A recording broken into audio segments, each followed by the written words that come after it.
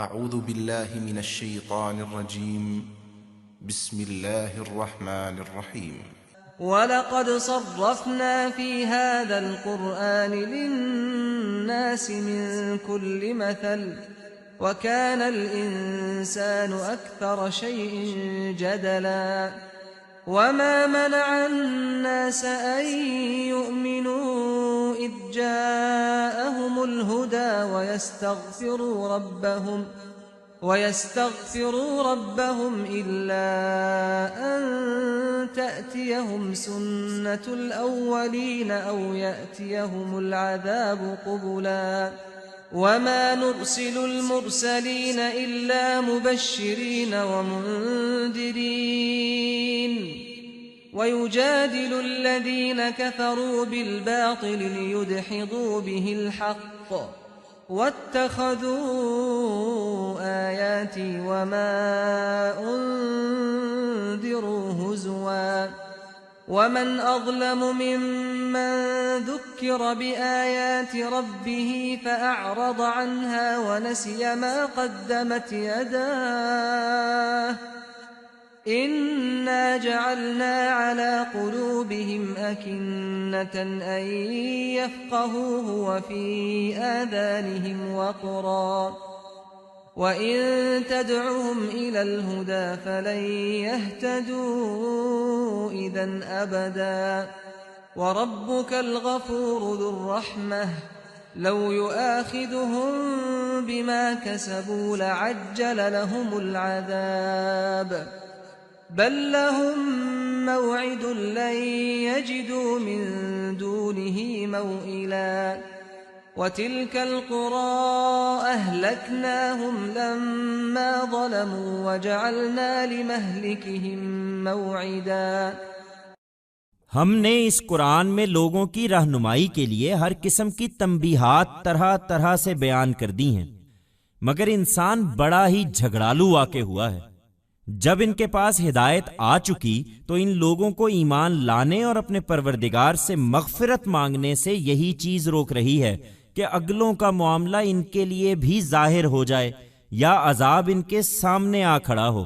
انہیں بتاؤ کہ رسولوں کو تو ہم صرف اس لیے بھیجتے ہیں کہ بشارت دیں اور خبردار کر دیں، اور ان منکروں کا حال یہ ہے کہ باطل کی مدد سے کٹ حجتیاں کرتے ہیں کہ اس کے ذریعے سے حق کو نیچا دکھائیں، اور میری آیتوں کو انہوں نے مذاق بنا رکھا ہے، اور اس چیز کو بھی جس سے انہیں خبردار کیا گیا ہے۔ ان سے بڑا ظالم کون ہوگا جنہیں ان کے پروردگار کی آیتوں کے ذریعے سے یاد دہانی کی جائے تو وہ ان سے منہ پھیر لیں اور اپنے ہاتھوں کی کمائی بھول جائیں جو آگے بھیج چکے ہیں۔ ان کے دلوں پر ہم نے اسی کے سبب سے پردے ڈال دیے ہیں کہ اس قرآن کو نہ سمجھیں، اور ان کے کانوں میں گرانی پیدا کر دی ہے کہ اس کو نہ سنیں۔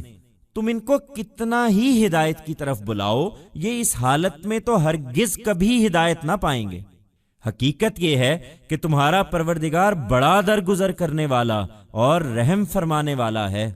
وہ ان کے اعمال کی پاداش میں انہیں اسی وقت پکڑنا چاہتا تو ان پر فوراً عذاب بھیج دیتا، لیکن ان کے لیے ایک وقت مقرر ہے، وہ جب آ جائے گا تو یہ اس کے مقابل میں کوئی پناہ کی جگہ نہ پائیں گے۔ یہ بستیاں تمہارے سامنے ہیں۔ جب ان کے لوگ ظالم ہو گئے تو ہم نے انہیں ہلاک کر دیا، اور ان کی ہلاکت کے لیے بھی ہم نے ایک وقت مقرر کر رکھا تھا۔ We have mentioned all kinds of warnings in various ways in this Quran to guide people, but man is quarrelsome. When guidance has come to people, the only thing stopping them from accepting faith and seeking forgiveness from their Lord is that the fate met by the previous ones also manifests for them, or the torment appears before them. Tell them that, we only send messengers as bearers of glad tidings and warnings, and such are these disbelievers that they frivolously dispute the truth with the help of evil, so that through it they are able to defeat the truth.